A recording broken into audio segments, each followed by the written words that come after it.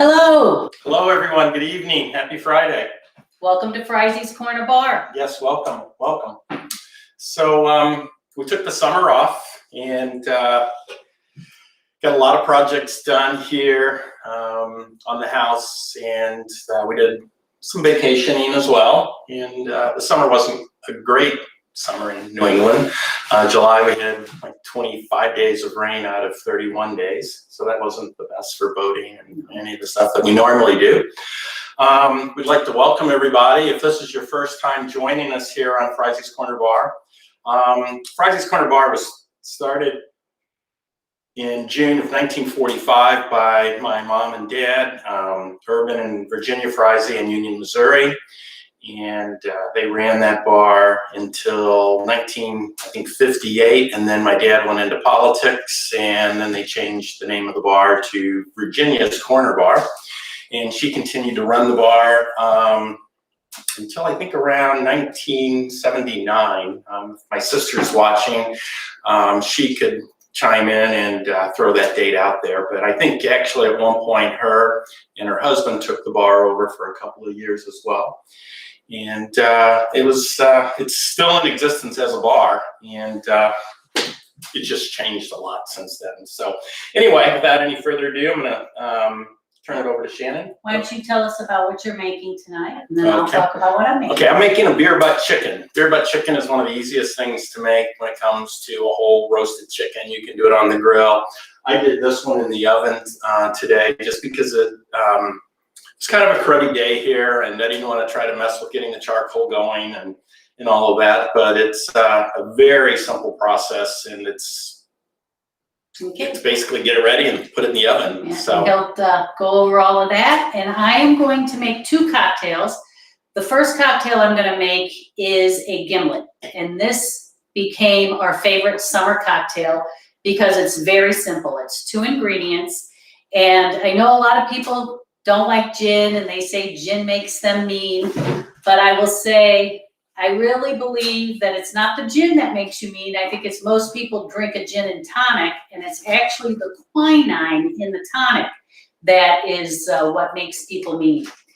So what I will say is, and I also want to say, if you have any comments, type them in. We can see them here, and we can answer your questions. Also, if you like something, we like to, we like the likes and the comments, so that would be great. And the first thing I'm going to talk about is the gin that we're going to be using tonight. Tonight we're going to be using, I was going to show it on the camera, but that's good. Tonight we're going to be using Hendrick's Midsummer Solstice Gin. Let me just show it on the webcam, the food cam that I call it here. So this is Hendrick's Midsummer Solstice Gin. This gin is it's a limited edition gin that Hendrick's makes, and it's made with all kinds of botanicals that come out in the summertime. So it just smells beautiful. It just smells like a bouquet of flowers. It honestly does. It's an amazing smell and taste as well. So Sandy says she loves the red shirts. Thank you, Sandy. And Kevin Shoei says, great to see you back. It's great to be back. And I know we started tonight. Tonight is my the start of my 40th high school reunion event weekend back in Union. And I was actually planning on going, but for some reason the airfares were just very expensive. It was kind of over $600. So we decided we would skip that this time. So I am going to do the summer solstice. Before you get started, do you mind just throwing this on the camera so you can see? Not a problem. There you go. All right. So this is a beer butt roasted chicken. This is actually the back side. It's got a little bit of a lean to it.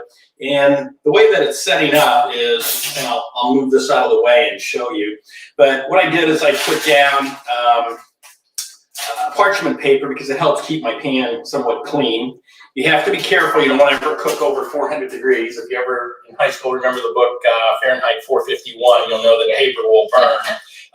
around 400 plus degrees. So I did this. This is a Bell and Evans. It's about a 4.5 pound chicken. I did it for about an hour and 45 minutes. Put a lot of different spices on there. If you go to Fry's Corner Bar, you can see where I've done a step-by-step on how this was prepared. I didn't use the exact same spices, but you can put anything on there you want. You don't have to follow my lead. And I just want to show one more thing. Can you set that thing right now? This, yes, you can. There you go. So this is basically, this is just a can of seltzer water, but this is how this little rack works. And the legs go in here or there, wherever you want them to go. And you just set the chicken on it. And then once it's on there and the chicken is done, like that one is, you can carve it right off of, right over the can. You don't have to take the chicken off the can or anything. And when you do try to do that, it's kind of messy, so. All right. So Kevin's asking, will you make the boobies again this season? Well, we can absolutely make the boobies again this season. That was a cocktail that we had made, and when I had set them up, it actually looked like boobies. So that was pretty funny. So we will absolutely do that again. We will bring some favorites back. So the other thing I wanted to talk about was the lime cordial. I tested this out for one of our shows last season, and absolutely loved it. So now I just make huge jars of it. What you do is you put, and the recipe is also in Fry's Corner Bar, but you put 1 part lime juice, fresh squeezed lime juice, 1 part sugar, and you also take all of the peels off the limes and you put them in the liquid, and we let this sit for a week, and you just shake it. And then what we'll do with this next is we'll strain all of this out, and you get a nice clear lime cordial. We also do this with lemons, particularly if you have some lemons that are starting to go bad, you bought too many, you don't know what to do. This is great. And what's great about these cordials is you don't need to use them just for cocktails. Michael used this to make lemonade. You just put a little bit of this in a glass and add water. It makes a perfect lemonade. You can make a lemon or lime soda. I've also done it with grapefruit. Any citrus I've done this with, and it's really good. And I think it's much better than the pre-bottled stuff you get. So I'm going to start with the gimlet. I'm going to show the recipe here. Let me just find it so you can see it. So this is the traditional gimlet recipe. So it's 2.5 ounces of botanical gin. And as I mentioned, this Hendrick's is a botanical, and 1 ounce of this raw lime cordial. What I've actually found, this makes a gimlet that's on the sweeter side. I don't like mine as sweet, so I actually have modified my recipe a little bit. Whoops, sorry, I didn't want to show that. I wanted to hide that. I'm making 2, so I do 6 ounces for the 2. And I'm putting this because it has the lime in it. This is a shake and drink. And Shake then, it, baby. Yep. And then I just add a 1/2 ounce of the lime cordial. So this is not going to be as sweet. It's going to as the other. And as always, you put all of your ingredients in your shaker first, and then you fill your shaker with ice. I fill it all the way to the top, mainly because I'm making 2 cocktails. I have a lot of gin in there, so you really want to get that the dilution from the ice. So I'm going to shake this.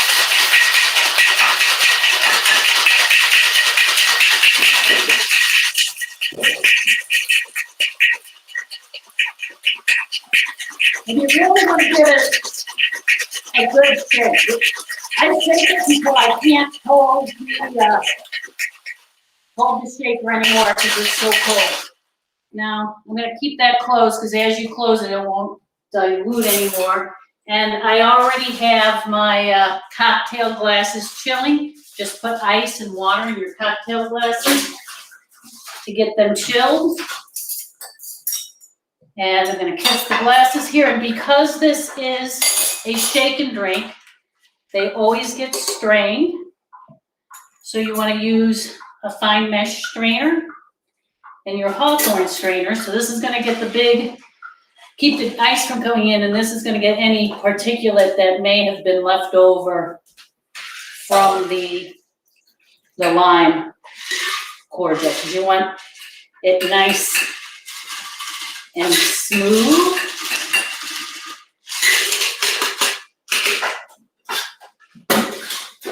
And then this gets garnished with a lime wheel.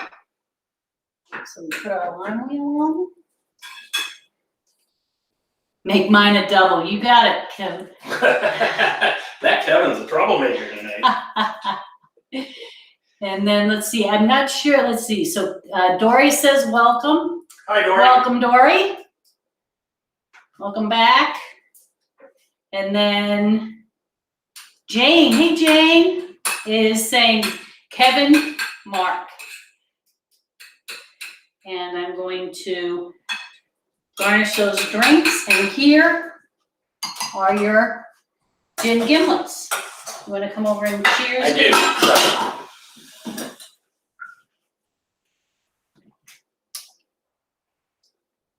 Cheers. Cheers. I love you. Love you.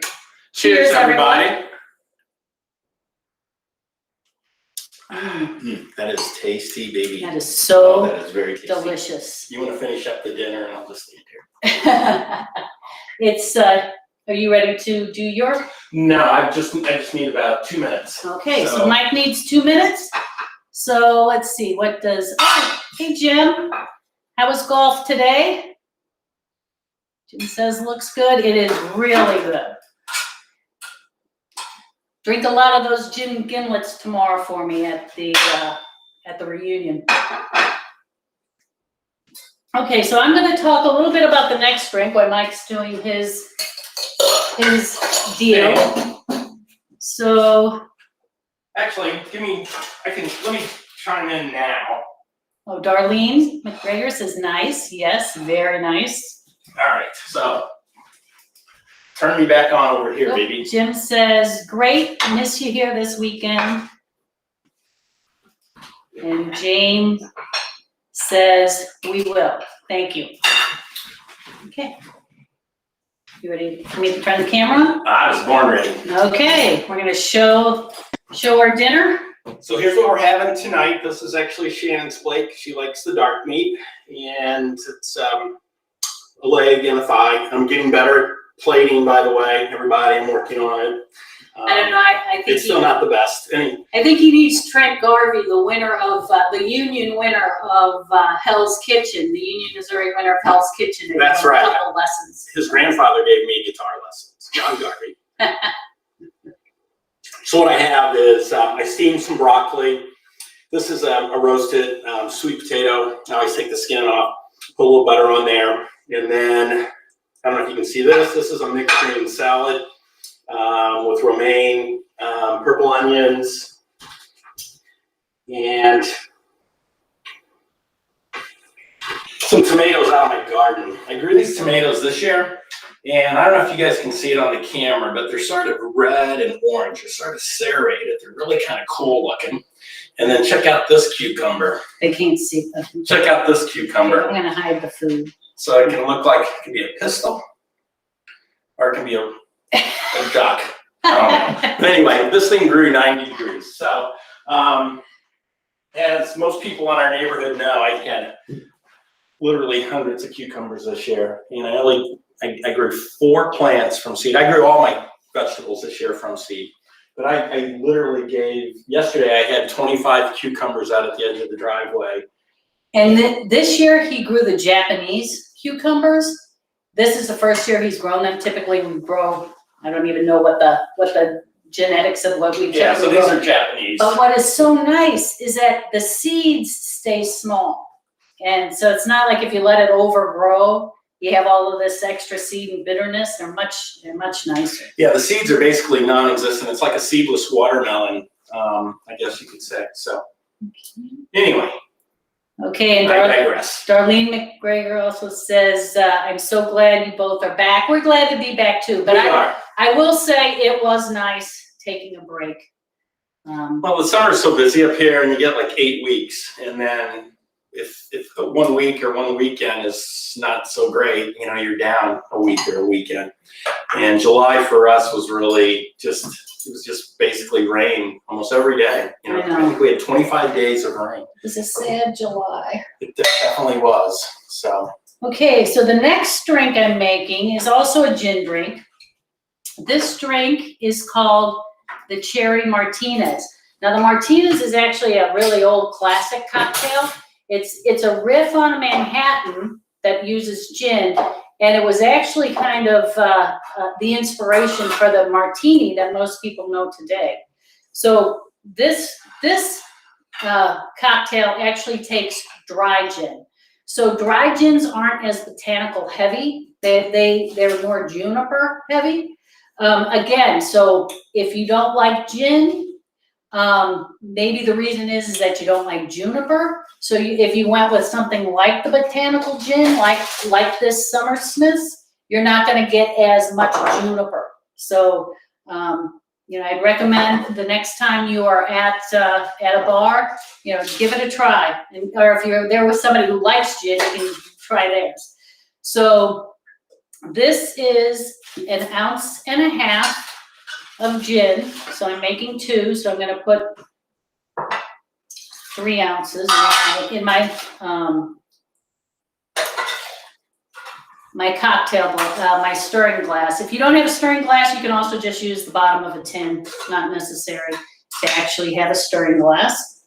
The same amount of sweet vermouth, and we like this Cochise. It's a nice sweet vermouth that is, it's not overly expensive.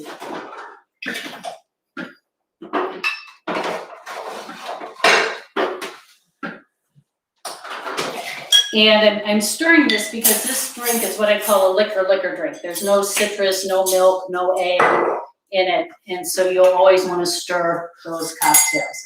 And then it takes 1/4 ounce of the maraschino liqueur. And we love Luxardo. This liqueur is, if you like cherries, it's delicious. And then 2 dashes of Angostura bitters. And so a dash is just a full throw. Full throw, not a little dip, not a little drop. You know, make sure you get that bitters in there. Now again, like it's the same concept as when you're shaking in a shaker. You always want to add all your liquors before you add the ice, because you don't want that dilution to start prior to mixing all your alcohol. Fill the glass completely full of ice.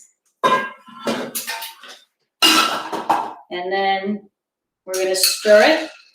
And again, it's important to just stir as much as possible, because you really want that water in the cocktail. That's what's gonna, you know, reduce the heat. That's what's gonna make it just pull off. Yeah, it opens it up a little bit. And if you notice, she's got the bottom of the spoon up against the glass, and so she's not like stirring it, you know, haphazardly. There's a technique to it, and if you notice her hand grip there, and it's just moving things around and around. You don't really want to get the ice all shaken up. It's more about just making sure you're stirring it, and don't be afraid, you know, to over stir. It's much better to get that dilution in there, and it will stop diluting at some point. So it's once everything gets to the same temperature, it stops the dilution. But you want to make sure that the cocktail is thoroughly chilled.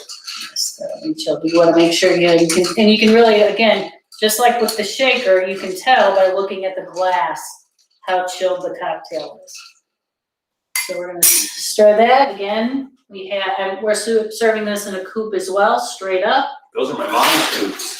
These are Virginia's coupes. And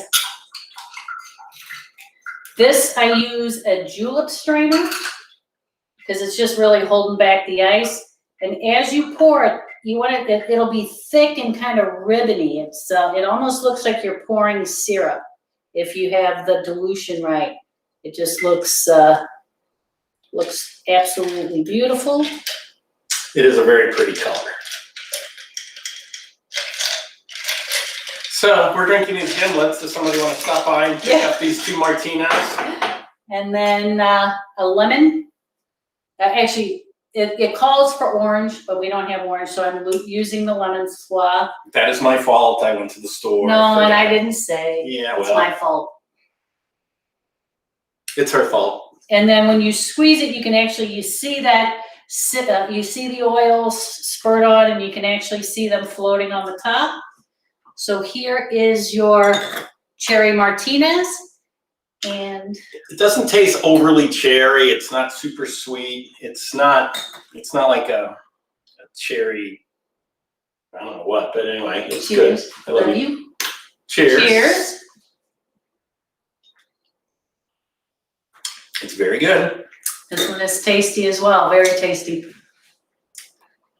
This one actually, if you, it's similar to a Negroni, except it's not as bitter. So Kevin says, thank you so much for these presentations. I know you put a lot of time and effort. Well, you're most welcome. We have fun just spending time with everyone. And so I just want to mention this. This is the wine that I would serve if you were doing chicken tonight. Sorry, I know I threw this out there. Can you move? No, it's okay. You can move your. That's yourself. There you go. No, that's actually right. This is the wine that I would be serving tonight if we were having wine. We're not going to have wine tonight. This is a French white Burgundy. With white wines, I really enjoy. Can we see it? It seems like it's a little like it's washed out or something. So, is that better? I don't know. Anyway, it's a white Burgundy. It's a French Burgundy. I like white wines, but I prefer to have French white wines. I like white Burgundies. I find this is a really nice one. It's a Chardonnay, but it's also from France, and it's considered a white Burgundy. If you can see that, it's great. Okay, and so we will next week. So September is Bourbon Month. So next week we are going to do some bourbon cocktails, and I want to do the Union Fair meet.